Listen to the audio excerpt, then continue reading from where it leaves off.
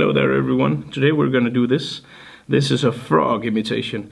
It does not have that many materials, it's fairly easy to make, but it requires a bit of specific materials. We need the frog legs and the popper heads, and I have some specially made frog legs in the shop that is custom painted, so this really looks nice. And basically it's a fairly simple fly, but it looks rather cool. So the first thing we need is a hook, of course. And then we're going to use the Arix Light Predator in 6.0 without a bar, because we like pike, so we like to release the pikes again fairly easy.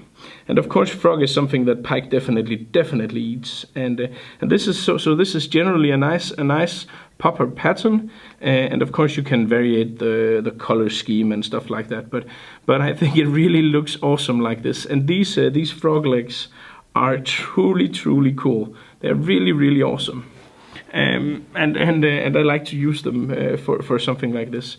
They're relatively flat, which does not give the illusion of 3D, but it looks very nice from underneath where the pike is going to see this fly. So I'm not that concerned about the 3D effect of these legs. But since they're made from kind of like a suede or a piece of leather, they're fairly durable and also very easy to cast, and that's properties that I like.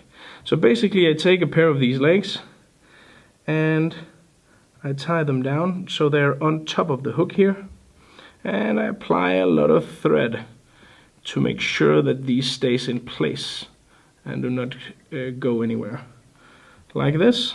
So there you have the legs. And then basically what we need to do is to apply a Marabou Hackle in order to give this a bit more bulk and the illusion of this being, well, the effect is going to be this hackle is gonna supply the fly with a bit more bulk, and also make the transition between the head and the rest of the body look more true and more correct. So I'm gonna take a Parrot Marabou feather. These are just an awesome quality of marabou. The only thing about them is that because of these striations, they had to be dyed on there. They can feel a little clumped together, the feather. So simply just apply a brush or a comb or something like that, and then your marabou feather will be nice and easy to use. So I'm gonna tie these here, tie the feather down, and I'm gonna tie the feather fairly a long way up the shank, because I want to fill out as much of the space of the hole inside the popper head here with material in order to make it stick as good as possible. So like this. And I'm just gonna fold the marabou feathers back every time I turn this. And as you can see, this provides a nice part of the fly that really makes the fly come together. You will see it more clearly and easily as soon as I have added the popper head. Just gonna have to move my thread a bit further up here along the hook shank. And this way it's nice because you can use the entire feather. You do not need to be concerned with the marabou feather becoming too thick for actually tying, because it does not matter that the hackle stem is thick, because that's just gonna make your popper head latch onto the hook even better. So never mind that. I think I'm gonna take one final turn here of the feather, like so. And as you can see, I have a fairly bulky hackle here. That's gonna be the lower abdomen, or the lower abdomen is probably the correct term for this of my frog here, like so. gonna cut off the feather, and it doesn't matter that there is something up here that is without any materials, because it's gonna be nice and tight when I put this on here with the glue. If you want to have a bit more, maybe a bit more, I would like to have a bit more of the bulk here in front, so I'm just gonna strip off some of the feathers on the leftover stump of marabou, and simply just tie this down in order to give it a bit more bulk, like so. That's another thing I like about the pike flies.